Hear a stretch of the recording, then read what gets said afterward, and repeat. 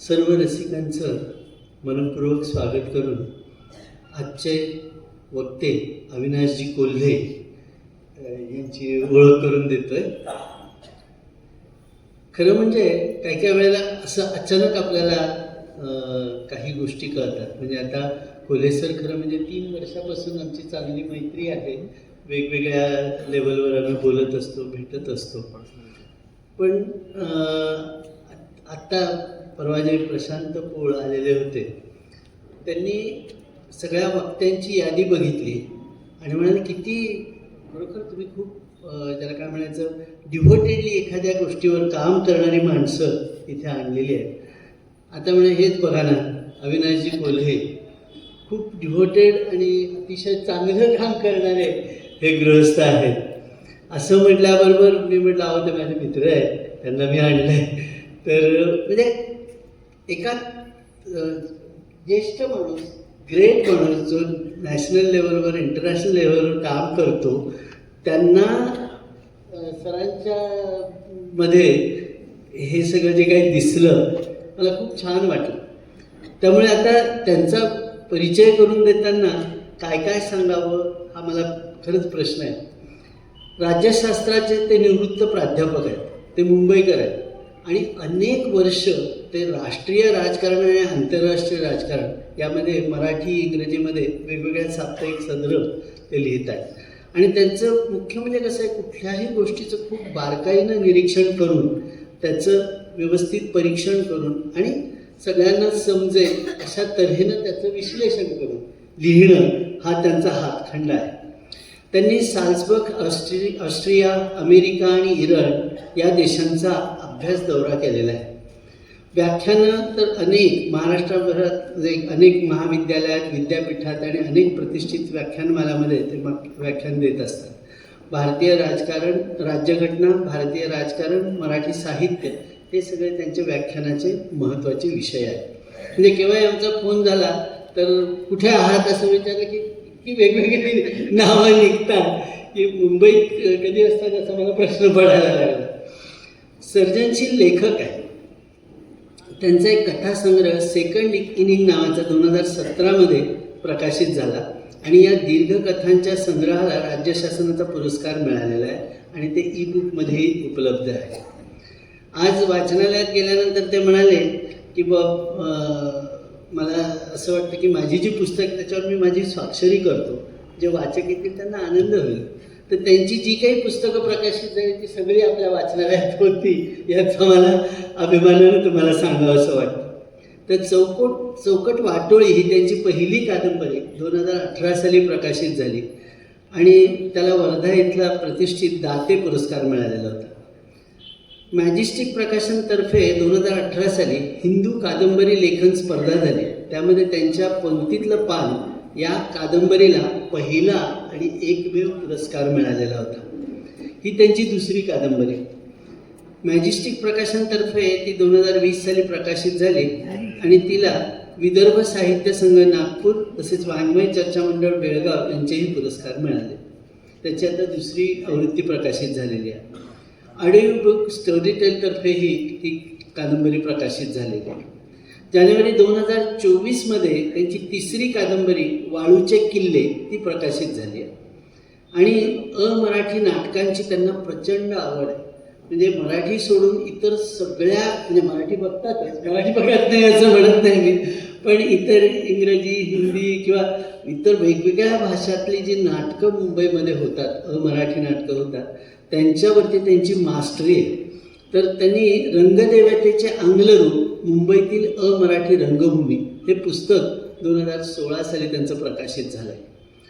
2022 साली नाशिकची ख्यातकीर्त कुसुमाग्रज प्रतिष्ठानची 1 लाख रुपयांची अभ्यासवृत्ती त्यांना नुकतीच जाहीर झाली आहे.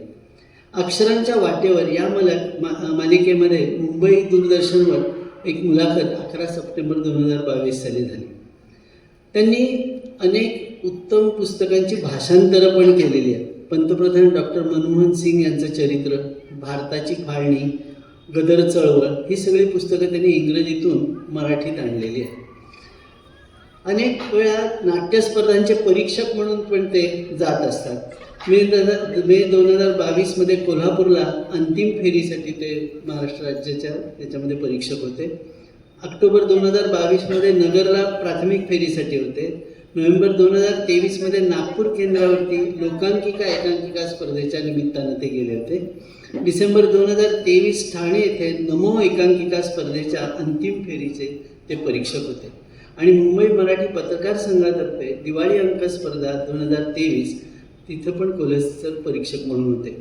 अर्थात 2023मध्ये आपली जी हे होते अभिवाचन स्पर्धा होते पुरुषोत्तम दारव्हेकर स्मृती, त्या स्पर्धेमध्ये ते अंतिम फेरीसाठी परीक्षक म्हणून आलेले होते। तर त्यांचा असा सगळा मोठा व्यासंग नाटकांचा साहित्यांचा आहे आणि त्यानिमित्तानं अर्थातच ते अनेक मोठमोठ्या कलाकारांना लेखकांना भेटलेले आहेत आणि त्यांचे काही मस्त किस्से त्यांच्याकडे आहेत। आज ते किस्से आपल्याला ऐकवणार आहेत। मी त्यांना विनंती करतो की त्यांनी आपलं सादरीकरण करावं। धन्यवाद डॉक्टर साहेब, फार अचूक आणि थोडक्यात ओळख करून दिली, त्याच्यामुळे माझी जबाबदारी आणखी वाढली। कारण expectation followed by rise of expectation असं ते नॉर्मली आपली प्रोसेस असते। तर अधिकृतरित्या आधी धन्यवाद व्यक्त करतो आयोजकांचे, मला इथं तुमच्याशी गप्पा मारण्याची संधी दिली। कारण हे तसं अधिकृत एखाद्या विषयाला वाहिलेलं भाषण नाही की भारतीय घटना इतकं बोलायचं, भारतातली पक्ष पद्धती असं बोलायचं, असं एक चौकट निर्माण झाली असेल। हजार किस्से आहेत, त्यातले जसे आठवतील जसे योग्य वाटतील तसे सांगण्यासारखे, त्याच्यामुळे याला काढतात हे भाषण 5 मिनिटं थांबू शकतं किंवा सकाळपर्यंत चालू शकतं। कारण याला काही आधी मध्य अंत असं काही पारंपरिक चौकट नाही आहे। त्यामुळे जे बघितलं तर मी सुरुवात करतो। सरांनी सांगितलं मी मुंबईकर आहे, ते अर्ध सत्य आहे। मी खरा विदर्भातला, खामगाव शेगाव ही आमची कर्मभूमी, तिकडे आम्ही कोल्हेवाडी, शेगाव ही माझी सासूरवाडी। पण भाऊ पुण्याला होता नोकरीला म्हणून मला पुण्यात शिकायला मिळालं, मग पुण्यावरून मी मुंबईकर झालो। अशी 50 वर्ष मी मुंबईला असलो तरी खरडलं तर काहून बापू असं करतो मी बसतं साया हेच माहिती। काय खायची इच्छा ते शेगावची कचोरी खायची, काय खायचं ते नांदुरा स्टेशनच्या बाहेर सकाळी 5 वाजता गरम गरम भजी मिळतात ती खायची, काय खायचं ते खामगावचे गोखले आहार गोलमध्ये मिळते साबुदाण्याची खिचडी ती खायची। असं सगळं आहे। हे वर्ष आणि आतल्याचे 2 अविनाश टोले आहेत। लहानपणी अविनाश टोले जो अजूनही टिकून आहे, म्हणून संधी मिळाली की मी गावी जातो आणि ते सगळं माझं दुधं हे करतो। त्याच खामगाव मध्ये तुमची जशी जुनी 1906 साली स्थापन झालेली ग्रंथालय आहे, तसे त्याचं दस्तूर रत्नाची लायब्ररी आहे। दस्तूर त्याच काळामध्ये स्थापन केली। त्या काळात महाराष्ट्रामध्ये जे 1990 ते 1925-30 पर्यंत एक मोठं वातावरण निर्माण झालं होतं महाराष्ट्रामध्ये राष्ट्रवादाचं। खास करून टिळकांमुळे, कारण विशेष मराठी समाजातील आमचे गुरु माजगावकर म्हणायचे की शिवाजी महाराज, बालगंधर्व आणि लोकमान्य टिळक याच्यावर महाराजांनी अतोनात प्रेम केलं। 3 गोष्टी, शिवाजी महाराज, बालगंधर्व आणि टिळक महाराज। त्याच्यातल्या टिळकांच्या पर्यंत प्रेरणेने अशा ठिकाणी आता मागच्या वर्षी मी 2 वर्षापूर्वी उल्लेख केला, तुम्ही सांगलीला होतो एका कार्यक्रमानिमित्त, त्यांचा असा शाळेत कार्यक्रम होता। ती शाळा 1920 साली स्थापन झाली। आता 1920 का टिळक सोडून आले 15 साली, त्या निमित्ताने स्थापन केली शाळा। हे गावातल्या लोकांनी टिळकांच्या परत येण्याचा आनंद कसा व्यक्त केला, शाळा सुरू करून व्यक्त केला। म्हणजे आपण टाळ्या वाजवतो, स्वागत केले जातो, त्याचं व्याख्यान देतो। टिळकांच्या नावाची शाळा चांगली आहे ती आता 100 वर्ष पूर्ण झालेलं। मुद्दा असा की अशा खामगावला माझं बालपण गेलं आणि असा मध्ये रस्ता आणि घर, त्याच्या पलीकडे लायब्ररी। माझा मोठा भाऊ त्या लायब्ररीमध्ये ऑनररी बुक किपिंग करायचा, त्याची हिशोब लिहून द्यायचा। त्याच्यामध्ये ती लायब्ररीमध्ये माझं दुसरं घर। सगळ्या आपल्या गावीकडे जसं आपली लायब्ररी सुद्धा सकाळी 8 वाजता सुरू होते, 11 वाजता बंद होते, 4 वाजता सुरू होते, 8 वाजता होते, 2 शिफ्टमध्ये काम करतो ना आपण। तसं ती पण लायब्ररी सुरू करायची। पण बँक जशी बंद होते कॅशसाठी, आपले लोक काम करतच असतात। तशी लायब्ररी 11 वाजता बंद झाली तरी आतमध्ये काम करतच असतात ना लोक. तर माझा भाऊ त्यात ते हिशोब लिहायचा, किती पैसे आले, किती वर्गणीदार आले, कोणाची वर्गणी राहिली, असं. त्याचा धाकटा भाऊ म्हणून मला आतमध्ये मुक्त संचार. त्यामुळं आता तुम्ही जो ओपन ऍक्सेसचा मुद्दा सांगितला सकाळी, तो ओपन ऍक्सेस मला आपोआपच मिळाला. हे कपाट उघड, हे पुस्तक बघ, ते कपाट उघड, ते पुस्तक बघ, हे चालून बघ, ते वाचून बघ, शाळेची वेळ प्रत्येक काही करायचं. याच्यामध्ये मला पहिल्यांदा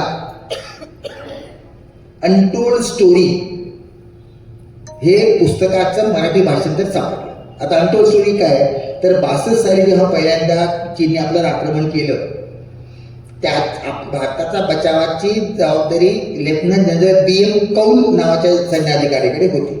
त्यात आपला पराभव झाला, नामुष्की झाली, अपमान झाला, ते सगळं तुम्हाला सांगायची गरज नाही. पण सगळा दोष ह्या माणसावर माझ्यावर मांडला की ह्याने कसं केलं, त्याने कसं केलं, त्यांनी बरोबर नेतृत्व केलं नाही. आपल्याला म्हणतो ना की अपयशाची जबाबदारी घेऊन इकडे सगळं खरकटा तुमचं नाव टाकण्यात येतं. मग आणि सैन्याची शिस्त अशी की तुम्ही सैन्यात असता तोपर्यंत सैन्याच्या बाजूने किंवा विरोधात काही लिहायचंच नसतं. बाजूने किंवा विरोधी हा मुद्दाच नाही. निवृत्त झाल्यानंतर सरकारची परवानगी घेऊन लिहिता येतं. तसं यांनी न सांगितलेली कथा, अनटोल्ड स्टोरी, तेव्हाची गोष्ट मी सांगू शकलो असतो पण सांगितली नाही, सांगू शकत नव्हतो, ती आता मी सांगतो. अशी ते अनटोल्ड स्टोरी इंग्रजीमध्ये. त्याचं भाषांतर, आता तुम्ही त्याचा उल्लेख केला, ते भाषांतर त्याचं झालं तर ते मी वाचलं. काहीही कळलं नाही. 7वी 8वीतला मुलगा, ते लोपांग पांग काय, माव कोण, माव दिसतो कसा, माव कोंबडीचं नाव की माणसाचं नाव, इथून सुरुवात आहे. मग माव म्हणजे कोण, कोणाला माहिती ना, ते काही महादेव नाही ना, महादेव समजू शकतो आपण. महादेव म्हणजे, पण माव म्हणजे काय, चावल्या म्हणजे कोण, माणूस आहे की बाई आहे, म्हातारा की काही समजत नव्हतं. पण मुद्दा लक्षात आला की अशी पुस्तकं वाढली म्हणजे तुमचं आतून वाढ होते. हे नंतर मला कळलं की समजो ना समजो, एका मोठ्या विषयात तुम्ही रमत असता. आमचे गुरु पुढे त्यांचा उल्लेख केला, त्यांनी सांगितले ज्ञानेश्वरीवरती पुस्तक लिहा, समजो ना समजो. म्हणजे ज्ञानेश्वरीच्या अभ्यासकांची यादी तुमचा नाव असतो की ज्ञानेश्वरी कोणी कोणी पुस्तक लिहिलं, मधी कुलकर्णी, अमुक तमुक आणि अविनाश. त्यामध्ये तुम्ही कोणाबरोबर तुम्ही कोणाच्या चौकटीत बसता, मोठ्या लोकांच्या. तसं मोठ्या लोकांची पुस्तकं समजो ना समजो, त्यातल्या 2-4 वाक्य तरी समजली. त्यात मला लक्षात आलं की हे काहीतरी वेगळं जग आहे. तिथून मला भाषांतरी इंग्रजी यांनी आता उल्लेख केला, त्याची गोडी कशी लागली. तर तेव्हा रसरंगमध्ये, मटाच्या रगात तरुणीमध्ये, माधव मनोहर, ज्ञानेश्वर नाडकर्णी इंग्रजी नाटकांवरती, इंग्रजी सिनेमावरती मुंबईतले लिहायचे. तुम्हाला गमत वाटेल, मी मनाने मुंबई पुण्यातच होतो, शरीराने खामगावमध्ये होतो. सकाळी महाराष्ट्र झाला, त्यात पहिले एक वाचला की मुंबईमध्ये IITची स्पर्धा झाली. मी IITच्या स्पर्धेचा विचार करायचो, सायकल मारून शाळेत चाललो. म्हणजे मनाने 26 तासमध्ये, शरीराने खामगावच्या शाळेमध्ये.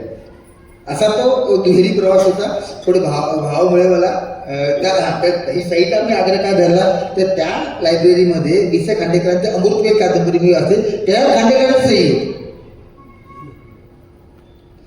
आता खांडेकर खामगावला आले की नाही माहिती नाही. एखादा वाचक कोल्हापूरला जाण्या भेटला असेल, त्याची सही दिली असेल, नंतर ते पुस्तक त्याने लायब्ररीला डोनेट केलं असेल. मुद्दा काय की फिजिकली अमृतवेलची एक प्रत त्या लायब्ररीत होती, ज्याच्यात खांडेकरांची सही होती, तारीख होती. वडील रेल्वेत होते, त्यामुळे आम्ही भरपूर भारत भटकलेला आहे. ते एक दिवशी आणि 1968 सांगितलं, रिझर्वेशन हा शब्द सुद्धा माहिती नव्हतं. कसा रेल्वेत गाडी आली की काढायचं. असा आपण आपल्याला अनेकांनी प्रवास केलेला आहे. त्यात माझ्याकडे रेल्वेच होते, त्यामुळे आम्हाला तेव्हाच्या सगळ्या क्लासचा पास मिळायचा. तो अर्धा डबा रिकामाच असायचा. तसे आम्ही कोल्हापूरला गेलो होतो. फक्त मला त्या अमृतवेलमध्ये सहीच्या खाली नंदादीप राजारामपुरी कोल्हापूर असा खांडेकरांचा पत्ता सापडला. नंदादीप राजारामपुरी कोल्हापूर, 3 शब्द. नंदादीप राजारामपुरी कोल्हापूर. आईला काहीतरी मोठी पूजा करायची होती, ती 4-5 तास चालणार होती.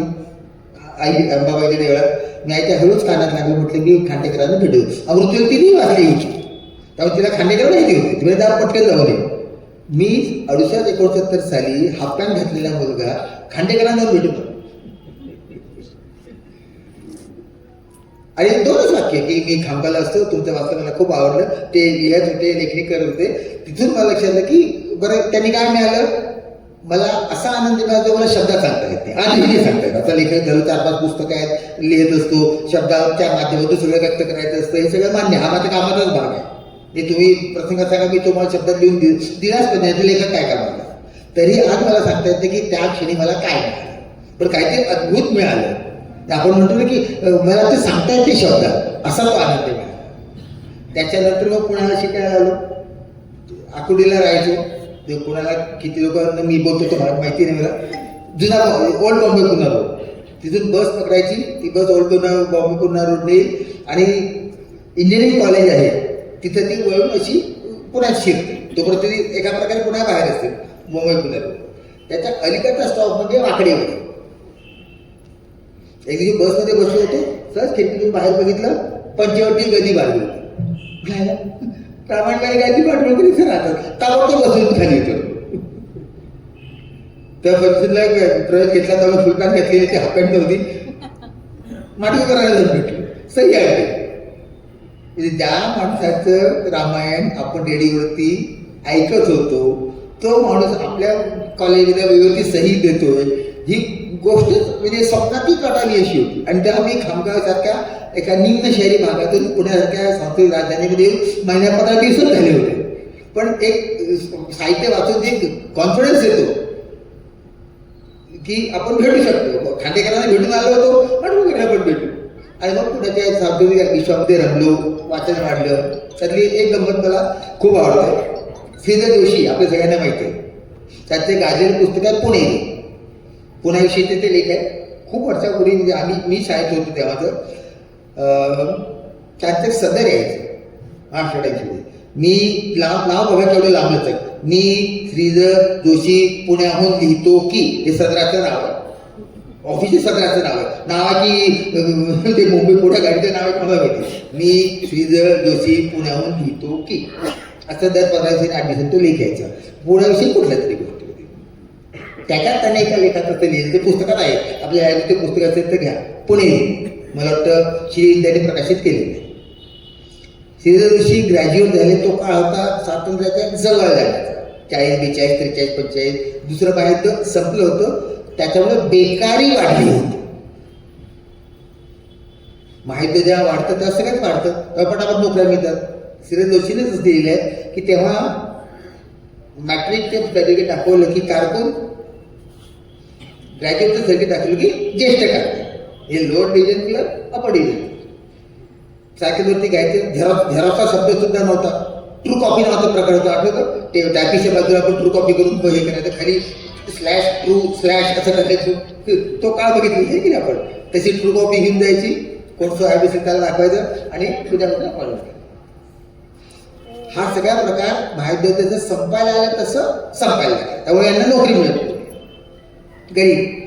तेव्हा सगळे गरीबच लोक असायचे आणि मोठे कुटुंब असायचे. 4-5 मुलं नाही, आज एकच अपत्याच्या काळात आपण वावरतो. पण आपल्या लहानपणी आपण आपल्याला 4 काका 3 आत्या असाच प्रकार होते की नाही. तसं श्री जोशींचं होतं. श्री जोशी म्हणाले, देश स्वतंत्र तुम्ही लग्न करा. साधा पुण्यातल्या एका पेठेमधला कनिष्ठ मध्यमवर्गीय, अरे कनिष्ठ मध्यमवर्गीय शब्द चुका आहे, साधा शब्द आहे गरीब. कनिष्ठ मध्यम आपल्याला योग्य वाटत नाही म्हणून, पण खरं म्हणजे गरीब घरातला एक मुलगा ग्रॅज्युएट झालेला वडिलांना सांगतो की मी काय लग्न करणार नाही, देश स्वतंत्र झाल्याशिवाय. वडील पुण्याच्या कुत्सितपणामध्ये मुरलेले, ते लगे ठीक आहे, माझी काही हरकत नाही, नाहीतर तुला नोकरी नाही, त्याला कोणी हुंडा देणार नाही, मुलगी देणार, त्याशिवाय तू देशभक्त झालेला. सांगायला पर्यंत देश स्वतंत्र लग्न हे केलं. पण अडचण काय म्हणे, अडचण आहे की आपण 3ऱ्या मजल्यावर राहतो आणि पाण्याचा नळ खाली आहे. खालून वर 3ऱ्या मजल्यावर पाणी आणायला घरात कोणी नाही. तू लग्न कर, ते बायकोला हे काम दिलं. म्हणजे घरात बायको नवीन मुलगी कशासाठी पाहिजे, ते मग आमचं असं ते रोमॅन्टिक वातावरण आणि मग आम्ही लग्न केले आणि विवाहाच्या बंधनात अडकलो. घरी एक माणूस पाहिजे पाणी भरायला, 3ऱ्या मजल्यावर खालून आणायला, त्यासाठी तू लग्न कर, बाकी ती देशभक्ती वगैरे चालू दे. जोशी असं लिहितात की पहिल्यांदा मला लक्षात येईल की खांडेकर फडक्याच्या कादंबऱ्या खोट्या आहेत. रोमांचकारी काही नसतं, हा रोकडा व्यवहार असतो. तो रोकडा व्यवहार म्हणजे असं की लग्न कर, तिला आपण हे काम देऊ. तुम्हाला माझ्या पिढीतल्या लोकांना माहित असेल, पुण्यामध्ये त्या काळी कोठाळ्यांनी मॅजेस्टिक गप्पा सुरू केल्या होत्या. शुक्रवार पेठेमध्ये मॅजेस्टिकचं मोठं ऑफिस आहे, तिथे चौथ्यामधल्या उन्हाळ्याच्या सुट्टीमध्ये गप्पा असायच्या. असाच क्राऊड असायचा, गप्पा असायच्या, भाषणासाठी एखाद्या नवीन लेखकाच्या पुस्तकाची चर्चा असायची. तेव्हा चर्चेत होतं गोनी दांडेकरांचं स्मरणगाथा पुस्तक. अवश्य वाचा. दांडेकरांचं सगळं आपण पुस्तक वाचले असं स्मरणगाथा अवश्य. अफलातून पुस्तक. त्या काळी त्याचं आता आपण त्याला प्रकाशन पूर्व सवलत म्हणतो, तशी प्रकाशन पूर्व सवलत 25 रुपये होती. 73 साली 73 सालचे 25 रुपये म्हणजे आता 2,500 रुपये धरा. काही तुम्ही तुमच्या मनातला हिशोब करा. पण 25 रुपये धरून मी ते पुस्तक घेतलं होतं, वाचलं, भावानी वाचलं. आणि त्या उन्हाळ्यामध्ये त्यांची ते प्रकट मुलाखत. आता गोनीदा जुन्या पिढीचे असे पसरत लिहिणारे, पसरत जगणारे. म्हणजे आता आम्ही कसं सांगतो तरुण लोकांना टाईट लिहा, प्रत्येक बघा, गरजेचं नसेल काढून टाका, तसं गोनीदांचं वगैरे नसतं. आपल्या तब्येतीने अरे काय जाय सांगू का तुला म्हणून गोष्ट सांगायच्या पद्धती. हिरेल जोशी सुद्धा वडिलांप्रमाणेच पुणेरी कुत्सितपणामध्ये मुरलेले. त्यांनी दांडेकरांना आपा म्हणतात त्यांना खाजगीत, आपा हे पुस्तक वाचलं आणि हिशोब केला तर असं लक्षात येतं की तुम्ही गाडगेबाबांचं काम केलं, तुम्ही संघाचं काम केलं, तुम्ही नर्मदा त्या काही नर्मदा परिक्रमा टाकल्या. आता सारखे नाही 3 दिवसामध्ये ठक ठक ठक ठक झाली, त्याचे 3-3 वर्ष लागायची आणि पायी लागायची. नर्मदा परिक्रमा अजून काय करायला लोक करत, पण तेव्हा नर्मदा परिक्रमा हा शब्द सुद्धा फारसा नव्हता माहिती. त्या काळात त्यांनी नर्मदा परिक्रमा केली. तर हा सगळा हिशोब केला. तसं लक्षात येतं की आज तुमचं वय 127 वर्ष. तर हे कसं कळायचं? आणि तुम्ही तर दिसता 60चे. दांडेकर सुद्धा त्यांच्यातलेच. ते म्हणले की असं आहे, ही अनुभूतीची मुद्दा आहे, हा बर्थडे सर्टिफिकेट घेऊन हिशोब करायचा मुद्दा नाही. त्यामुळे तुम्हाला समजलं नाही तर छोड. दांडेकरांचा किस्सा एक सांगतो, एक गमत. दांडेकरांना आपण सगळं वाचलं, सगळं रसाळ आहे. रसाळ हा शब्द आहे. ज्याचे ज्ञानेश्वरची पुस्तक घ्या, रामदासचं चित्र घ्या, स्वराज्याची पुस्तकं, सगळं रसाळ आहे. पण आपल्याला माहिती नसलेली एक बाजू असते एखाद्या लेखकाला, ती क्वचित वर येते. एक दिवशी रविवारच्या मठामध्ये दांडेकरांचा लेख होता, अत्तर एक राजस विषय. अत्तर आपणकडे बघून असं वाटत नाही ना अंतराचा शोक असेल, या म्हटलं कसला शोक असेलच वाटत नाही. अत्तराचा कसला शोक. त्याच्यात त्यांनी छान वर्णन केलं होतं की हैदराबादचे नवाब, हे नवाबी शौक आहे, हा मोक तमोक फाया, त्याचा भाव कसा असतो, अत्तर कसं बनतात. तर छान लेख होता. अगदी शेवटचा प्रसंग सांगतो, तो खूप आवडतो मला. हे सगळं 69-70-68च्या काळातली गोष्ट आहे. हे काळ का लक्षात घ्यायचा, कारण 71 साली इंदिराजींनी तनखेबंदी केली. सगळ्या राजे महाराजे 550 राजे महाराजे भारत सरकार तनखे द्यायचे, ते इंदिरा गांधीने 71 साली बंद केलं. त्याच्या आधीचा गोष्ट आहे. आता हैदराबाद सारखे शहर घ्या, हैदराबादचा नवाब, 4 भाऊ, प्रत्येकाला 4-4 बायका, प्रत्येक बाईपासून 3-3 मुलं झालेली. म्हणजे पहिल्या पिढीतच 12 मुलं, त्या 12चे 12 असे करत करत करत करत अर्धे नवाब हैदराबादचं आहे हो, अर्धे हैदराबाद नवाबांचं आहे. एक मेन नवाब, त्याच्या बायका, त्याची मुलं, त्याची मुलं, त्याची मुलं, त्याची मुलं, त्याची मुलं, त्याची मुलं, म्हणजे 2-250 वर्षामध्ये हिशोब केला तर अर्ध हैदराबाद नवाबांचंच आहे ना. त्यानुसार त्यांना तनखा मिळायचा. मेन नवाब असेल त्याला 5 लाख रुपये, त्याचा खालचा असेल त्याला 3 लाख रुपये, त्याला खाली असेल त्याला 1 लाख रुपये, असं करत करत करत करत अगदी तो खाली असेल त्याला 1.5 रुपये. पण नवाब आहे. त्यामुळे तुमच्या माझ्यासारखे शाळेत गेले नाही, बेदीचार केलं, कॉपरी बँकेत नोकरी लागली, नवाब साहेब कसं करणार ना? असं नाही करणार. ते सगळं मिडल क्लास लोकांनी करायचं. पण नवाबांना दुसरं काय येतं बरं, रोज जेवढं तर पाहिजे. इथे काही नवाबी चालत नाही, तिथे काहीतरी पोटात भरावंच लागतं.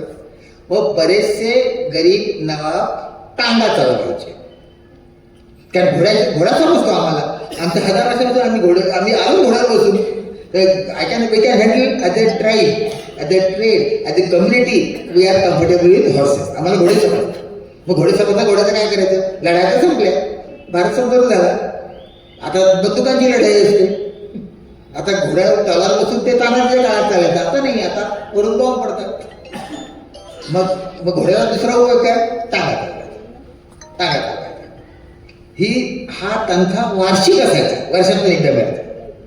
364 दिवस टांगा चालवणारा तो सो कॉल्ड लोएस्ट नवाब त्या दिवशी मात्र दुसऱ्याच्या टांग्यात बसून जाईल. सकाळी आंघोळ करून दाढीला मेहंदी वगैरे लावून त्यात बरे कपडे घालून त्यात घरी बसतो आणि टांगा निघाला. आणि कलेक्टरच्या कचेरीत जाऊन घ्यावं लागायचं ना, असं तर काही मेहनत यायची नाही, सही करून कलेक्टरच्या कचेरीत घ्यायचं. टांगा निघाला. मागे बसलेले नवाब टांगेवाल्याला सांगतात, अरे जरा अत्तर गल्लीमध्ये घे. असं अत्तर गेलं की तंबाखू गल्ली, तपकीर गल्ली, चोळखण आळी, पुण्यात भरपूर गल्ले आहेत तसे. तशा पुण्या शहरात नसतात. टांगा अत्तर गेली, असं काही अत्तराचे दुकान.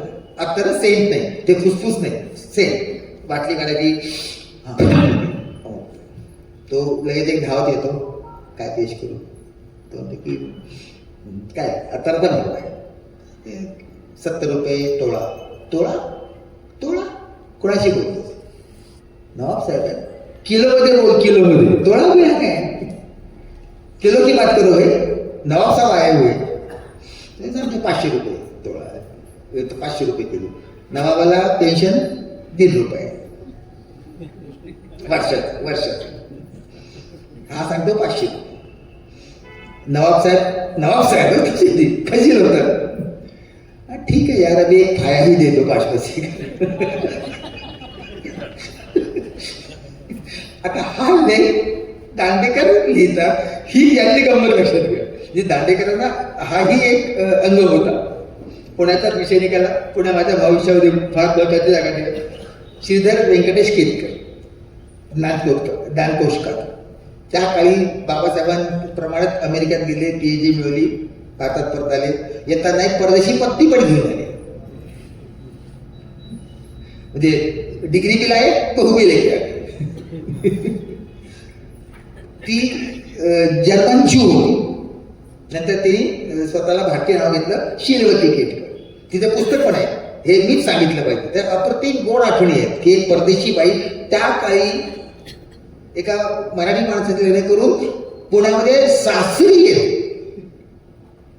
1920, 22, 23 म्हणजे 100 वर्षापूर्वी एक अमेरिकेत वाढलेली 20-22 वर्षाची एक पूर्ण अमेरिकन बाई प्रेमात पडते का ब्राह्मणाच्या मुलाच्या. पुण्यातल्या गरीब तो काही बघते काय बघल्यावर तिचं सायकल फिरणार पुण्यात. आणि तिथं संसारात काय काय झालं असेल त्याच्या त्या अप्रतिम आठवड्यात हे मीच सांगितलं पाहिजे. ठीक आहे.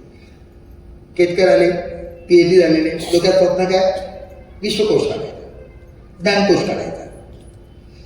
त्या काळात लोकमान्य झालेले होते. बळवंतराव टिळकांचे लोकमान्य टिळक झाले होते.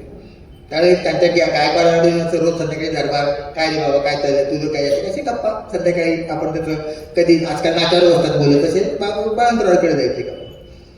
पण खानदानी पुढारी जसं तर सगळं गावात लक्ष असतं. त्यांना कुठून तरी कळलं ऑलरेडी की कोणतरी श्रीधर व्यंकटेश केतकर नावाचा तरुण मुलगा PhD घेऊन आला आणि त्याच्या डोक्यात असं.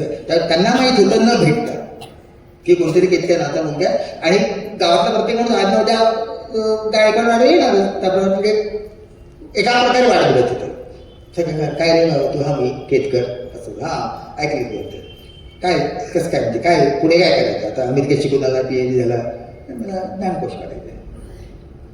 केतकर पुढे काही बोलती तेवढ्या लोकमान्य त्याला थांबवली की अरे असं नको करू, खूप पैसे लागतात, आपला समाज गरीब आहे, कोणी घेणार नाही तुझी पुस्तकं, कर्जात बुडशील, असं नको करू वगैरे वगैरे. ते त्याला थांबवायला बोलत होते. केतकर पण पुण्याचेच. त्यांनी लोकमान्याला पूर्ण बोलू दिलं. त्याला बळवंतराव टिळक ऐका, बळवंतराव टिळक ऐका, ज्ञानकोश काढायचा का याचा सल्ला घ्यायला मी आलेलो नाही, तो मी काढणारच. गणिताचा टिप्पा लिहिणार का आणि लिहिलं तर मानधन किती घ्याल ते सांगा. खणखणीत कोकण असतील व्यवहार, पैसे किती घ्या सांगा. एक कोकण असतं, दुसरा कोकण असतं. जाहीरपणे विचारतो की ते मी काढणार ते तुम्ही सांगू नका, त्यासाठी मी आलेलोच नाही. तुम्ही मोठे गणितज्ञ आहात, नामवंत आहात, टिपा लिहिणार का आणि पैसे किती घ्याल सांगा. व्यवहार पटला तर पुढे बोलून ते राहील. ही त्या काळच्या पुण्याची रग होती की आपल्याला पाहिजे तेच करायचं, जे होईल ते बघून घेऊ. आमचे एक गुरु, त्यांना मी पुस्तक अर्पण केले, माजगावकर, माणूसचे माजगावकर. ते तेव्हा तरुण पत्रकार होते, 20-22 वर्षाचे. आणि केतकर तेव्हा पर्वती पायथ्याला बंगल्या बांधले होते. तेव्हाची पर्वती म्हणजे अक्षरशः गावागावाच्याही बाहेर, जे आम्ही लोटायचं तिथे पुढे संपायचं, जिथं आज पेशवे पार्क आहे त्याच्या नंतर पर्वती ती क्रॉस करून त्या पलीकडे बंगला केतकरांनी बंगला बांधला होता. हे कोण कुठलं सांगतो मी, 30-35 राहतं. म्हणजे स्कूटर प्लस पण सुद्धा माहिती नव्हतं. सगळं पुणे सायकल किंवा पाहिजे असं. तरुण पत्रकाराला इकडे तिकडे जाण्यासाठी ऑफिसरने सायकल दिली जायची की सायकल घे जाऊन ये, सायकल घेऊन ये. त्याबरोबर माजगावकरांना, तरुण माजगावकरांना त्यांच्या संपादकांनी केतकरांकडे पाठवलं की ती मुलाखत वगैरे घेऊन ये. 2 लेडीज वाजता गेले. मोठ्या माणसाच्या गप्पा म्हणजे काय, जग बघितलेले माणसं ना, अमेरिकेत त्या काय 3 वर्षे शिकून आलेला माणूस म्हणजे सांगायचं किती असतं त्यांच्याकडे. ते गप्पा द्यायला मुक्त हो, आतल्या शिरोतीबाईंनी चहा आणून दिला, ते सगळे नेहमीचे आपले कल्चरल जे सोपस्कार असतात ते झाले. 6, 5, 5:30 वाजले. रस्त्यावरचे दिवे नसण्याची पद्धत नव्हती तेव्हा पुण्यामध्ये. मिट्ट उपचाराचा भाग म्हणून केतकर माजगावकरांना दारापर्यंत सोडायला गेले. तर माजगावकर म्हणा की मला केव्हाचून विचारायची इच्छा आहे, विचार होता. विचार नाही, एवढं जंगल आहे, जंगल इथे तुम्ही राहता तर ठीक आहे, तुम्ही तुमचा भाग, तुमचा धर्म, तुमचं गाव, तुमची भाषा, तुमचं हेच आहे, तुम्हाला भीती न वाटणं स्वाभाविक आहे. बाईंचं काय, ही बाई कोण, कुठली, कुठून आली, इथे आजूबाजूला वाघाचे डरकाळा स्पष्ट ऐकवायचा. आता जसे बिबटे फिरतात तसे तेव्हा पुण्यात फिरायचे, पण पुण्याबाहेरच्या पुण्यात. तर ते म्हणाले की ऐक, ही साम्राज्य निर्माण करणाऱ्या वंशातली आहे. ही लोक जगात कुठंही जातील, हिलाने मला भीती वाटते रात्री, तेव्हा ही मला चौपटे जाऊ. अरे हे कोण बोलतोय? मानव वंशशास्त्रातला अत्युच्च अभ्यास केलेल्या डॉक्टर केतकर. तो सांगतो की साम्राज्य निर्माण करणारे वंश आहे. आपल्यावरती पण 190 वर्षे राज्य केलेलं आहे. कोणात ती सगळी लोक कुठून आली? त्या काळी बोटीतून यायची, लंडनला बसले तर मुंबईला यायला 3 महिने लागायचे. विमाने नव्हती. अशा काळात इंग्रजांनी आपल्यावरती राज्य केलं, हल्ला केला, जिंकलं, सुधारणा केला, लुटलं, ते सगळं जे स्थिती तो पूर्ण वेगळा अभ्यासाचा व्याख्यानाचा विषय. पण 190 वर्ष एक समान, हजारो मैल दूरून आला, आपलं राज्य केलं, एक 1857 बंड सोडलं तर काहीही झालं नाही. 190 वर्ष. कारण साम्राज्य निर्माण करण्यातल्या वंशातलेच आम्ही आहोत. हे आमच्या आजच्या भाषेत DNA मध्येच आहे. आम्ही आहोत तिथे राज्य करू. त्यामुळे हिला भीती वाटत नाही, मला भीती वाटते मागाशी. कारण हे तर कोणी लावू शकतात, गेलेले आहेत, त्यांचा इतिहासच तसा असे घेत. नंतर त्याच्याबद्दल आणखी किस्सा मी वाचला होता की तुम्हाला पुण्याची थोडी माहितीच आहे. दगडी महाराज रोड आहे, बालगंधर्व मंदिर त्या समोर जातो. दगडी महाराज रोड इकडे शिवाजीनगरला जातो, पुढे जिमखान्याला जातो. संभाजी पार्कच्या समोर बालगंधर्व मंदिर आपला दगडी महाराज रोड. तो क्रॉस केला की काही बंगले आहेत, अजून बंगले आहेत, अजून काही पुण्यात बंगले आहेत, सगळे बाजून फ्लॅट झालेले आहेत. तिथं सिद्धेश्वर सात्री चित्रांक बांगला होता आणि कोष्टा मोठे त्यांचे काढले. ते आणि केतकर अरेतुरीतले मित्र, सिद्धेश्वर सात्री चित्रा आणि डॉक्टर केतकर हे दोघं अरेतुरीतले मित्र. नवीन पत्नीला घरी चहाला बोलण्याची आपल्याकडे पद्धत असते, तसेच चित्राशास्त्रीने त्यांना दोघांना बोलवलं. आता अमेरिकन बायको, फ्रॉक घातलेली, सोनेरी केस, याचं पूर्ण वेगळंच असतं ना. आता हिच्यासमोर चहाबरोबर काय द्यायचं, तर चहा बिस्कुटं खाण्याची जेव्हा पद्धत नव्हती. मग आपल्या घरी भजी करतात तशी त्यांना वाटीत घेऊन 2 वाट्यामध्ये भजी आणि चहाची कप. केतकर खटकळून आपले शास्त्री वा आतली भज्याची परात घेऊन या. 2-3 भज्याची ओढासारखं काही नाही आहे. आता परात साफ केली, आणखी करायला लावली, मोठा करून ढेकर दिला. आता बरं वाटलं.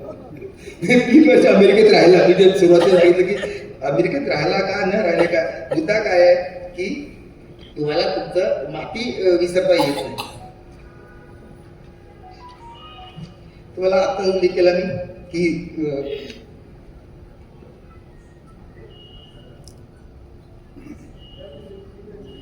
भावामुळे मला फर्ग्युसन कॉलेजमध्ये शिकायला मिळालं. 8वी 9वीत असताना वाचन वाट चांगलं झालं होतं डॉक्टर. ययातीची मी पारायणे, दुर्गमेची मी पारायणे केली होती गंगाधर टिळकांनी 2 भागातला.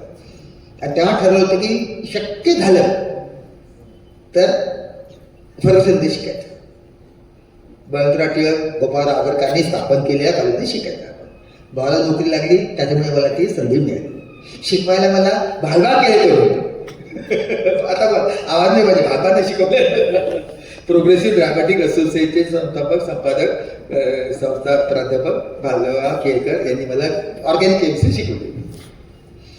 त्याच पुण्यामध्ये साहित्य सकार नावाची मुलांची साहित्य वाङ्मयीन कलाविषयक गप्पा करणारी संस्था आहे. ती अजून चालू आहे, खूप जुनी परंपरा आहे. साहित्य सहकार प्रत्येक कॉलेजमध्ये मराठी वाङ्मय, आजच्या भाषेत मराठी वाङ्मय मंडळ असतात ना, तशी ती पुण्यात फर्ग्युसनची येते.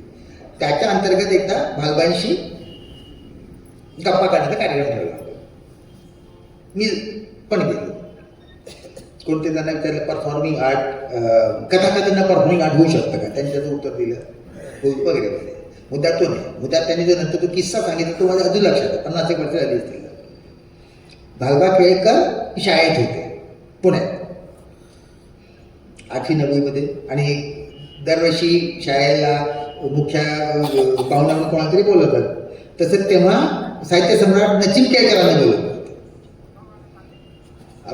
मुख्य पाहुणे नचिन केळकर, विद्यार्थी भालबा केळकर. लक्षात आलं याच्यानंतर मला नाट्य लक्षात आलं. भालबा केळकर हुशार विद्यार्थी, त्यामुळे वक्तृत्व स्पर्धेत पहिलं बक्षीस, हस्ताक्षर स्पर्धेत पहिलं बक्षीस, अमुक पहिलं बक्षीस. दर 5 मिनिटांनी भालबा बक्षीस घ्यायला स्टेजवर नाही. तर नचिनला पण आश्चर्य वाटलं केळकरांना की काय प्रकार आहे की बाबा फार हुशार, नाव काय तुझं, आणि केळकर. तरीच हा जो तरीच असतो न पुण्यामधला किंवा वाटलंच मला हे म्हणजे गाडलं समोरच्याला. त्याच्या अंगाला नख न लावता एखाद्याला कसं गाडायचं याचं उत्तम ट्रेनिंग मी पुण्यात शिकून घेतलेलं आहे. त्याच्यात हे मला तेव्हा मला लक्षात की तरीच हा शब्द असा काय म्हणतात ब्रह्मास्त्र सगळं वापरता येतो. तसे ते भालबा केळकर शिकवायचे खूप चांगले. आणि त्याच काळामध्ये मी आता हे सगळं काही कोणी ठरवून करत नाही. मी जेव्हा पुण्यात शिकत होतो तेव्हा घाशाळ तत्वाचा वाद चालला होता, सकाराम बाइंडरचा वाद चालला होता. हे दोन्ही नाट्यकार पैसे आलेले आपल्या प्रत्येक लक्षात येत नाही. सगळे 72चे नाटक आहेत. 72 डिसेंबरला घाशाळ तत्वाचा पहिला प्रयोग झाला होता आणि त्याच्या अगोदर आसपासचा घाशाळचा पण पहिला. हे दोन्ही नाटकं एकदम मराठी समाजात ते कोसळली. ते सगळे पुण्यातच मारामाऱ्या सुरू होत्या, कारण मारामाऱ्या पुण्यातच होतात. तत्वाचा प्रश्न आहे. प्रश्न साधा सुद्धा नसतो, प्रश्न तत्वाचा असतो. त्यात मग ते PDF फुटली होती. भालबा पण खूप टेन्शनमध्ये होते. खूप असं ते it was a exciting time. एक डिकेन्सची कादंबरी आहे टेल ऑफ 2 सिटी, फ्रेंच राज्य क्रांतीवरती. इंग्लंड आपलं लंडन आणि पॅरिस म्हणजे पुणे मुंबईसारखं लोक सकाळ टाकत असतात. टेल ऑफ 2 सिटीजमध्ये पॅरिसचा आणि लंडनवरती आधारली ती कादंबरी. ती 2 शहरांची कहाणी आणि मध्यवर्ती घटना फ्रेंच राज्य. त्याची सुरुवातच अशी आहे best of time it's a bust of time. जिथे तो काळ असा होता की जगायला वेळ मिळत नव्हता, इतकं एक्साइटिंग सगळं चाललं होतं. त्या काळामध्ये भालबांनी मला शिकवलेलं आहे हे मी तुम्हाला सांगू इच्छितो. त्यांनी फक्त ते आणि हे पण भालबांचा माझा फार संबंध आला का तेव्हा मला नाटकात एवढं प्रेम नव्हतं. मी साहित्याचा विद्यार्थी, नाटकाकडे खूप नंतर आलो. तेव्हा फर्ग्युसनमध्ये येते शशी भावे, उपप्राचार्य आणि मराठीचे विभाग. श्रीधर जोशी परत त्यांचा उल्लेख करतो.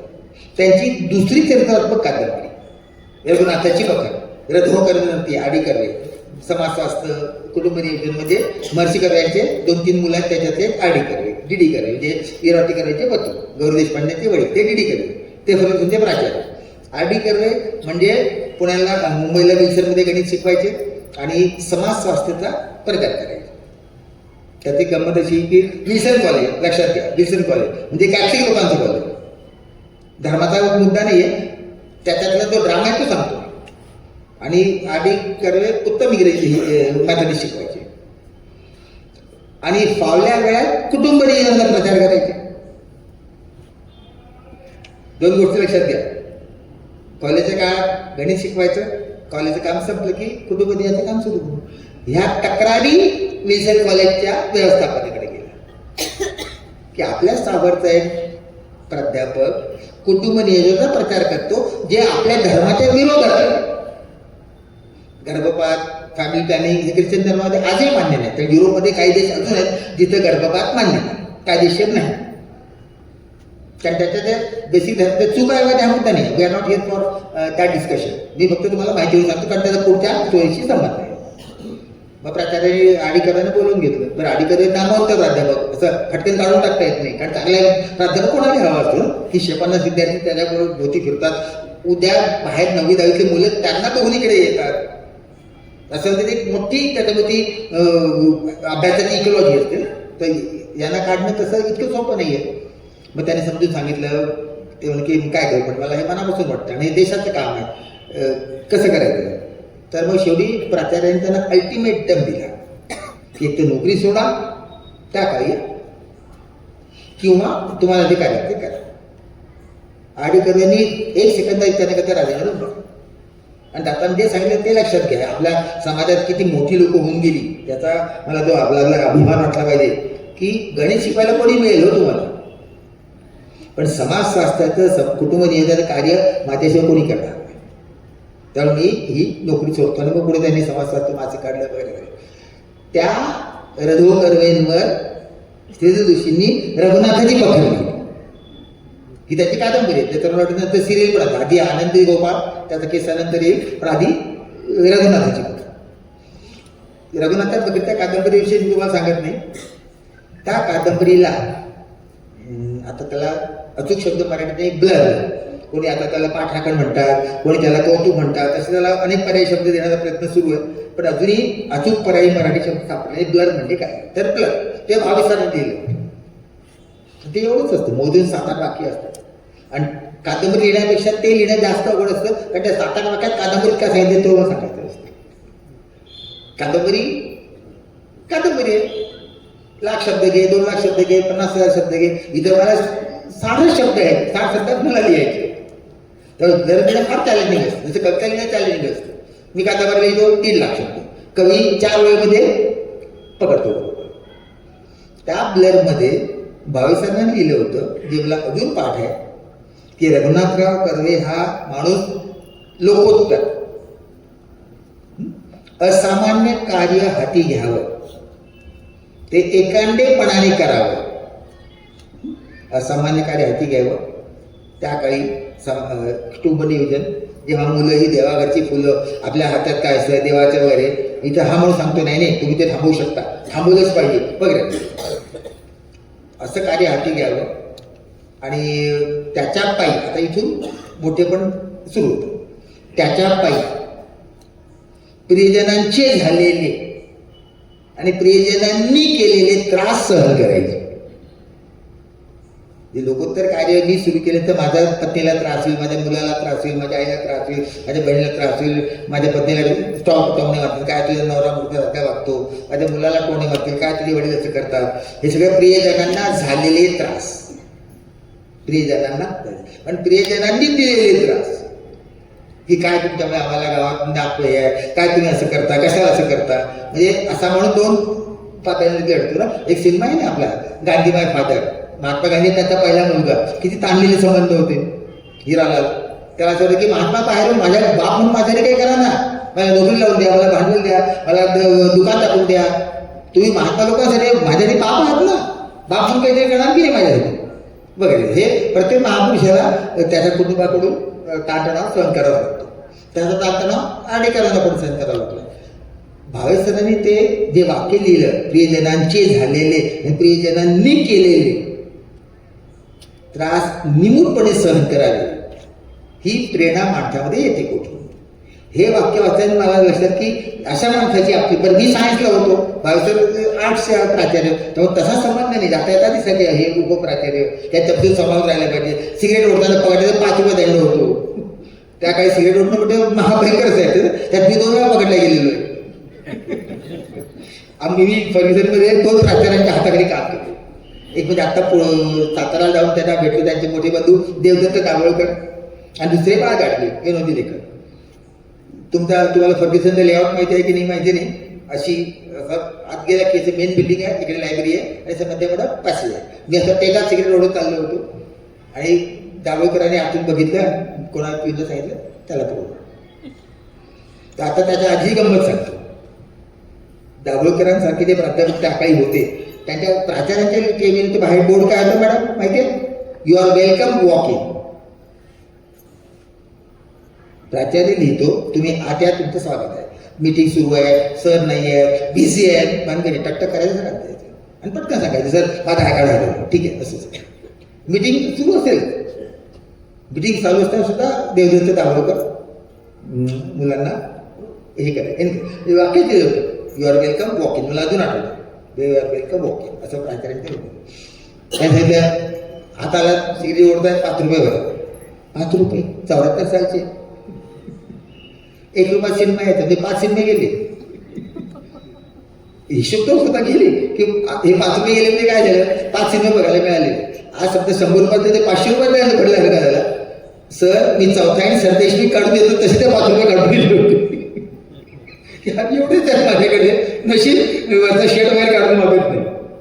दुसऱ्यांदा जेव्हा त्यांना झालं तर विचार झाला होतो, सिनियर झाला होतो, जास्त हरामखोर झालं होतं, जास्त नालायक झालं होतो, जास्त सिंपा वय वाढतो तसा माणूस आणखी की त्याचं लॉस ऑफ वय वाढणं म्हणजे काय, लॉस ऑफ इनोसन्सच केले. तो अधिक पनीर बनतो. बाळ गाडगिळ्यांनी पकडले. तो काय सिच्युएशन तीच, नेपथ्य तेच. प्राचार्याचे केबिन, खिडकी उघडी, मी चालू सिगरेटी फुकत, बेल मारली, पकडून आणि त्यापासून बाळ गाडगिळ्यांच्या केबिन जाताना 1.5-2 मिनिटं लागतात.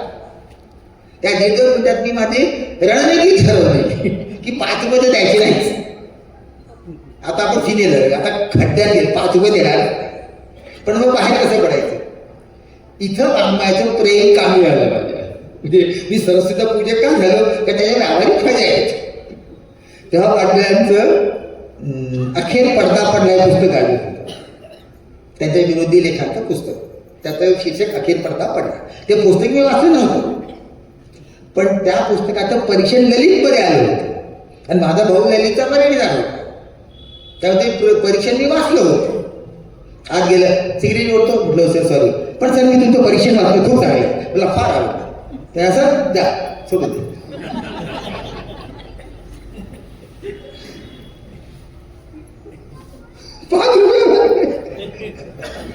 ललित मधला लेख वाचल्याची एवढा जर फायदा होत असेल तर आणखी साहित्य वाचलं पाहिजे.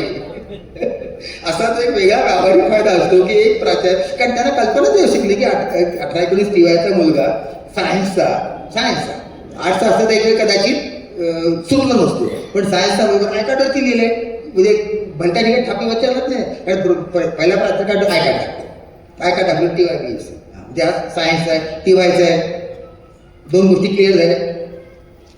मग हा जर आपल्याला सांगतो आपल्या पुस्तकाबद्दल नाही, या पुस्तकाचं परीक्षण सांगतो, त्याच्या वाक्य आपल्याला कोट करतोय, म्हणजे हा किती हुशार आहे. अशा मुलाला कसे 5 रुपये देणं करायचे, जास्त होते, परत ओढू नको, म्हणून ओढतात परत त्याचं फल ओढली. आपल्याकडे इथे गाड्या पार करू नका, एकदा खाली गाडी लागते. तर तसा एक प्रकारचा त्या काळाच्या त्या वयाला शोभेल असा मानसिकता होती. आता थोडं इंग्रजी वाचन, पण 22 सरांचाच उल्लेख करतो. सर किती वेळा तुम्ही सांगा, हे मी रात्रभर बोलू शकतो. तर 22 सर म्हणाले, मी मैत्री झाली, त्यांचं चांगलं लिखाण झालं. ते जुन्या काळचे गुरु कसे काय म्हणतात, कठोर असतात, चांगल्या अर्थाने कठोर असतात. मी एक पहिला लेख लिहिला, धनाधना लिहून काढला, 22 सरांना लिहिला, सर लेख लिहिला, तुला ठीक ठेव, हा सोमवार आहे, तो सगळं गुरुवारी दुपारी गेलो, अरे वाचायला वेळेस मिळाला, तो सगळं शनिवारी सकाळी गेलो, सर विद्यापीठात मिटिंगला गेलो, निरोप ठेवला, मग बुधवारी दुपारी गेलो, सर कोल्हापूरला व्याख्यान द्यायला गेले. असं 2 महिने झाले. हा कुत्र्या मांजराचा काही 2 महिने चालला. आज नंतर माझ्या लक्षात आलं की ते माझी परीक्षा बघत होते की ह्याच्या लिखाणाविषयी किती कळकळ आहे तर काहीतरी खरडलं आपल्या डोक्यात टाकून दिलं आणि मग गायबच झाला, असं नाही आहे ना. असं असेल याचा पुरावा काय परीक्षा घ्यायची, 4 चकरा मारायला लागायच्या. नंतर हा कित्ता मी प्राध्यापक धरतोय कोणी जाताना, सर मला UPSC करायचं, रस्त्यात सांगू टपरीच्या बाहेर सांगू तुला UPSC कसं करतात. ठीक आहे तसं कर, उद्या परवा ये. मग 2-3 दिवस त्याला फिरवायचं, आला तर आपला, नाही तर परस्परच नाही का. तसं भावेश सरांनी मला परीक्षा घेतली नाही. आणि मग म्हणे आता पुढच्या रविवारी सकाळी नक्की सकाळी 10 वाजता ये आणि वेळ काढू. आणि मग मला समोरच्या राष्ट्रपती घेतली रे, खाल्लं पिल्लं साहित्य मुक्ता मग लेखनाची जबाबदारी कशी असतं, लिखाण कसं केलं जातं, कलात्मक अपरिहार्यता कशी म्हणते, पात्र कशी उभी राहतात, पात्र जिवंत कशामुळे होतात वगैरे, असं जे काय साहित्य कशी बोलायचं. शेवटी जे सगळे म्हणाले ते तुमच्याशी शेअर करतो, मग पुढचा केसा दाखतो. सर म्हणाले त्यांच्या मते जगात खरे लेखक 2 आहेत. खरे लेखक 2, एक पलीकडचा शेक्सपियर आणि आपला महर्षी व्यास. तिकडचे शेक्सपियर, आपले महर्षी व्यास हे 2च लेखक असे आहेत की ज्यांना स्वतःच्या निर्माण केलेल्या पात्रांविषयी चिमूटभर सुद्धा सहानुभूती वाटत नाही. तुम्ही कुठलंही पुस्तक वाचा, 4-5 पान लक्षात येईल की लेखक कोणाच्या बाजूने उभा आहे, लेखकाचं आवडतं पात्र कुठलं आहे, लेखक कोणाला प्रमोट करतोय. हे दर्जेदार लिखाणाचं लक्षण नाही. लेखक पूर्णपणे त्याच्यापासून दूर गेलेला पाहिजे. तिकडचे शेक्सपियर, त्याचे सगळे पात्र बघा स्कलनशील असतात. महाभारताविषयी तर बोलायलाच नको. महाभारतापुढे काही गेलेले असे म्हणणारे लोक सापडतात तुम्हाला. तर आपल्याकरता हे व्यास आणि हे खरे 2 लेखक असतात. पुढचा प्रश्न माझा, सर वाचून खूप मराठी वाचून झाला, आता इंग्रजी वाचायची इच्छा आहे. तर पहिले बायबल वाच, बायबल आणि काल किरिस्ता करायचं. मग बायबल कशाला वाचायचं ना. तुम्ही टॉसाची नाटकं कादंबऱ्या सांगा, तुम्ही इब्सेनची नाटकं सांगा, तुम्ही काहीतरी असं सांगा ना ही पुस्तकं. बायबल काय गुरु त्यामुळे त्याच्या लक्षात हा कुठं टाच पडतोय. त्यामुळे हे बघ, प्रत्येक साहित्याला संस्कृतीचं धर्माचं मोठं अस्तर असतं. ते जर समजलं नाही तर ते साहित्य त्याच्या काळानिशी समजत नाही. हा सूर्याने हाय जयद्रथ तुम्हाला मला समजलं. हा सूर्य हाय जयद्रथने स्पॅनिश भाषेत एखाद्या मुलाला सांगितलं की what is sun, what is Jayadratha. ठीक आहे, स्वतःला सती सावित्री समजते का? तुम्हाला समजलं, मला समजलं. एखाद्या जपानमधल्या महिला सांगा सती सावित्री, हुई सती सावित्री.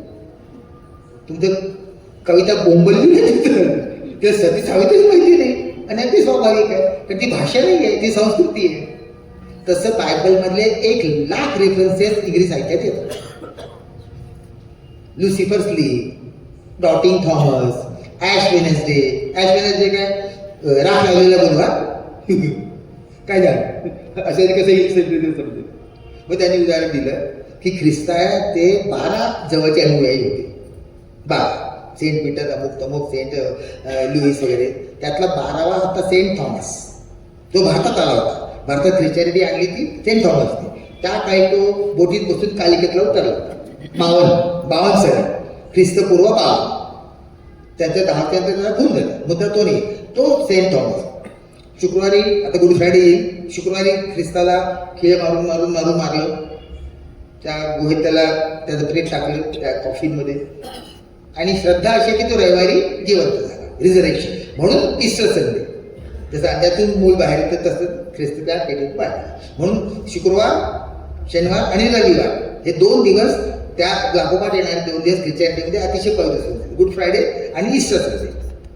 ते वेगळ्या आनंदाचा होता. आपला देव जिवंत झाला, आपला देव जिवंत झाला, चमत्कार आहे, आता खराच देव असेल वगैरे, एकदम सगळीकडे आनंद. हा थॉमस म्हणजे की मेलेला माणूस कधी जिवंत झालेले मी पाहिला. त्यामुळे मला पुरावा पाहिजे. आता पुरावा कसा देणार? मग त्याला बरं ख्राईस्ट काय त्याच्या बाजूला फिरत नव्हता, ख्राईस्ट कुठेतरी बसलेले होते.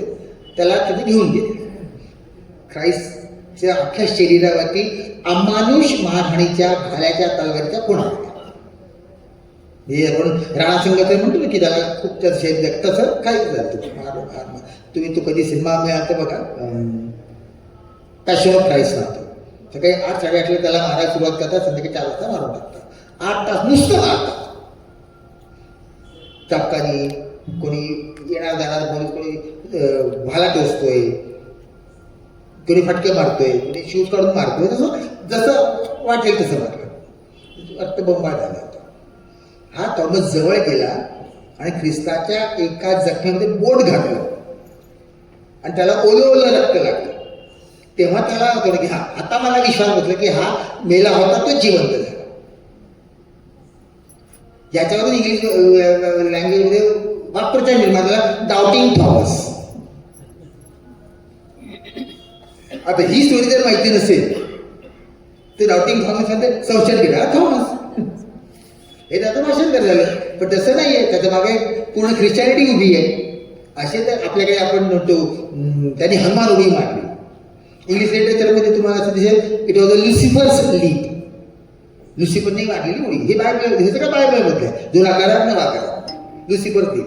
फक्त त्यात फरक काय की लुसिफरला शिक्षा म्हणून देवानी स्वर्गातून खाली ढकललं. आपल्याकडे ते शापित गंधर्व असतात ना, त्याप्रमाणे.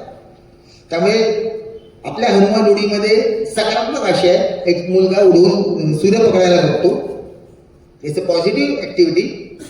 लुसिफर लीगमध्ये केलेल्या गुन्ह्याबद्दल केलेली शिक्षा आहे. ते लुसिफर लीगचा वाचता हनुमान उडी होत नाही. हे सगळं जर तुला त्या बारकाईनिशी समजायचं असेल तर तू बायबल वाचलं पाहिजे. म्हणून मी बायबल वाचलं. हे ह्या सगळ्या प्रवासामधले टप्पे होते. बाबासाहेबांचा उल्लेख त्याच्या वेळी मला करणं अनिवार्य होतं.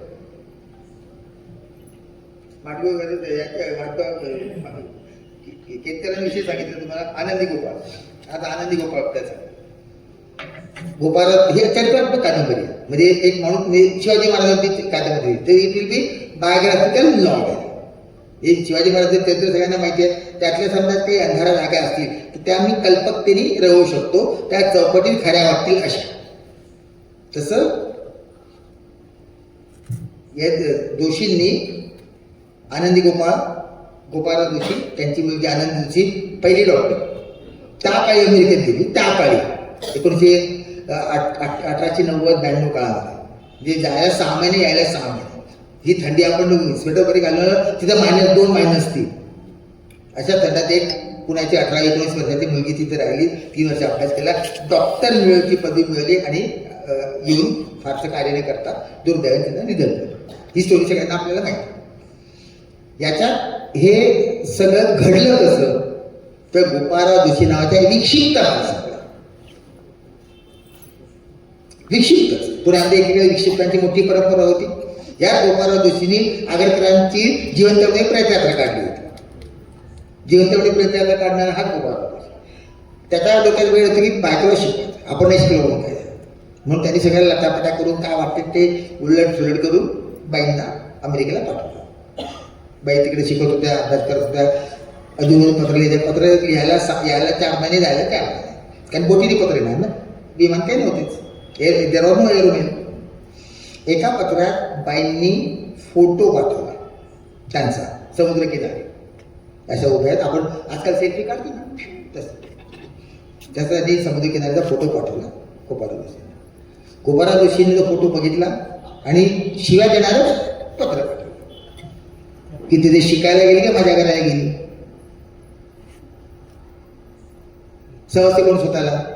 आणि दात काढायची काय गरज आहे, फोटो काढल्याच कशाला. फोटो काढण्याचा अभ्यास करण्याचा अभ्यास केला असेल तर वगैरे वगैरे. एक खडूस नवरा जसं लिहित असं पत्र गेलं, छापलं, कादंबरी छापून आली, लोकप्रिय झाली. मवाधून नावाचे समीक्षक आहेत, त्यांना आपल्या पुस्तक असतील, जाळ्यातला चंद्र वगैरे, मवाधून. त्यांनी असं सिद्ध केलं की ज्या काळामध्ये आनंदीबाई जोशी अमेरिकेत शिकायला होत्या त्या काळात अमेरिकेत फोटोग्राफीचा शोधच लागला. मग फोटो कसा काढला.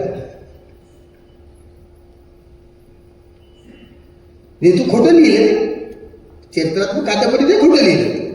खोटं लिहायला आक्षेप नाहीये, पण शिवाजी महाराजांच्या कादंबरीमध्ये शिवाजी महाराज शटाक असं नाही म्हणणार ना. तू दुसरं कॅरेक्टर नाही. ते आम्ही पण चरित्रात्मक कादंबरीत ही बंधनं असतात की त्या काळामध्ये जे घडलं तेच त्याच्या चौकटीतच तुम्हाला ती कादंबरी उभी करावी लागते. हे मी वाचतो तरुणपणी, हा सगळा डिबेट वाचलेला. जेव्हा मी कादंबरी लिहायला सुरुवात केली तेव्हा माझ्या मनात कायम धोट असतं की जर 80-85 कादंबरीतला काळ आहे तर त्यात मोबाईल येणार नाही, तेव्हा TV येणार नाही, तेव्हा चॅनेल्स येणार नाही, तेव्हा ओला उबेर येणार नाही. हे सगळं आताच्या काळातलं आहे.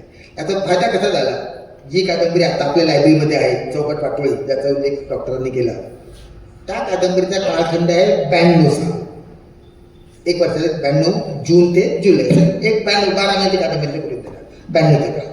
लोकेशन आपावलन चौक पुणे. पुण्यात अजून फ्लॅट कल्चर आलेले नव्हतं, भाड्या जागा सहज मिळायच्या. त्याप्रमाणे एक तरुण मुलगी लग्न करून सासरी पुण्याला आली. आता 2 प्रकारच्या नोकऱ्या असतात. जुन्या प्रकारच्या नोकऱ्यांमध्ये बाई सहसा शाळा मास्तर व्हायची किंवा नर्स व्हायची. जुन्या काळात तू आठवून बघ, बँकेतल्या नोकऱ्या ह्या सगळ्या गेल्या 30-40 वर्षातल्या. म्हणजे माझ्या मैत्रिणी, माझ्या मुलांच्या बायका इथून बँकेतल्या नोकऱ्या महिला करायला लागल्या. त्या आधी बायका होत्या पण महिला नोकरी करायच्या. त्यावेळी सासूची नोकरी शाळा मास्तर, म्हणजे 11 वाजता यायचं 5 वाजता यायचं वेळापत्रक. आपावलं चौकात राहते, समोर शाळा. 11 वाजता शाळा असेल 11 वाजता निघायचं, 5 वाजता शाळा संपली, 6:15 घरी. रस्ता क्रॉस केला की शाळा. असं पुण्यात भरपूर होते. रमणबाग, मुक्त्याच्या आजूबाजू सगळे शिक्षक भाड्यात जागा राहायचे. अशी सासू, तिला कंपनीत नोकरी लागते. आकोर्डी, भोसरी, दापोडी, म्हणजे बसने, कंपनीच्या बसने जायचं. सकाळी 7:30ला 8:30 ते 4:30 नोकरी करायची, कंपनीच्या बसमध्ये बसायचं आणि 6 वाजता घरी यायचं. आता वेळापत्रक लक्षात घ्या. म्हणजे सून जाते तेव्हाही सासू घरी, सून परत येते तेव्हा सासू घरी. म्हणजे बेल दाबली सुनेनी की दार कोणाला उघडायचंय? सासूला. सासू सुनांचं नातं मी सांगायला पाहिजे असं नाही. सुरुवातीला मी लिहिलं होतं की त्यांच्या घराला लॅच आहे. लॅचचं लक्षात घ्या. तुमच्याकडे चावी आहे, माझ्याकडे चावी, मुलाकडे चावी आहे, काकाकडे चावी, कोणाही कोणावर अवलंबून नसतं. त्या लॅच पाहिजे काय. जुन्या पद्धतीची कडी असते, ते आतून कडी लावली असते, बेल लावायची, आतला माणूस येईल, कडी उघडेल आणि तुम्हाला आत घेईल. म्हणजे आतल्या हाताच्या माणसाच्या हातात पावर आहे, तुम्हाला कधी आत घ्यायची. तो तुम्हाला थांबवू पण शकतो, वाट पाहायला लावू शकतो, 10 सेकंद द्यायच्या आधी 25 सेकंद उभं करू शकतो, काही. That is his decision. त्या रिलेशनशिपमध्ये माझ्या लक्षात असं आलं की इथं लॅच दाखवलं तर तो पॉवर बॅलन्स बिघडतो. इथे कडी दाखवली म्हणजे मग थकून आलेली सून, आतमध्ये आराम करत असलेली सासू, ही सिच्युएशन रोजची आहे. 5:45ला सासू येईल, चहा पिल, आराम करेल, 6:30ला सून येईल. तोपर्यंत सासू घरी येईल, 1 तासभर झाला, कुकर लावून झाला, भाज्या निवडून झाल्या, कणिक वळून झाली आणि ही महाराणी आता आली. असं असली कडी असल्यामुळे सुनेने बेल मारली की सासूचा मूड असेल तितका ती वेळ घेईल. सकाळी जर झमकाझमकी झाली असेल तर राहू दे उभी मेलीला, समजते कोण स्वतःला की नोकरी काही एकटीच करते, आम्ही काय नोकऱ्या केल्या नाही, राहू दे. बरा मूड असेल 15 सेकंदात, वाईट मूड असेल 45 सेकंदात, चांगला मूड असेल 10 सेकंदात. हे सगळं मी का मॅनेज करू शकलो? कारण धोंडांचं तेल एका माझ्यात होतं की फोटोचा तर शोध लागला नाही तर फोटोचा काय आला कसा. तसं लॅच जर शोध पुण्यात तेव्हा नव्हता तर लॅच आलं कसं, असं जर एखाद्या धोंडांनी विचारलं तर मला त्याचं उत्तर देता येत आलं नसतं. म्हणून मी हा त्याचा उल्लेख केला. एक पुण्याचा उल्लेख खूप आहे. किती वेळ ठीक आहे. शेवटचा किस्सा सांगतो. सोनोपंत मामा दांडेकर सगळ्यांना आपल्याला माहिती आहे. एस.टी. कॉलेजचे प्राचार्य, फिलॉसॉफीचे प्राध्यापक आणि वारकरी संप्रदायाचे आधुनिक अर्धदेवी विष्णुबुवा जो त्यांची उजवी सोनोपंत दांडेकर. ह्या दोघांनी आधुनिक काळामध्ये वारकरी संप्रदायाला समाजात, वारकरी संप्रदाय 800 वर्षापासून आहे. द्वारके संप्रदाय काही यांनी सुरू केला नाही, पण यांनी त्याला उजिता अवस्था प्राप्त करून दिली आणि जो वारकरी संप्रदाय एका छोट्या स्कोपमध्ये होता तो मोठ्या प्रमाणात. आता बघा ना, वारी किती लोक जातात, वारीत गेलो, वारीत आलो, इथून चित्रत आलो, म्हणजे आता वारी घरोघरी गेलेली आहे.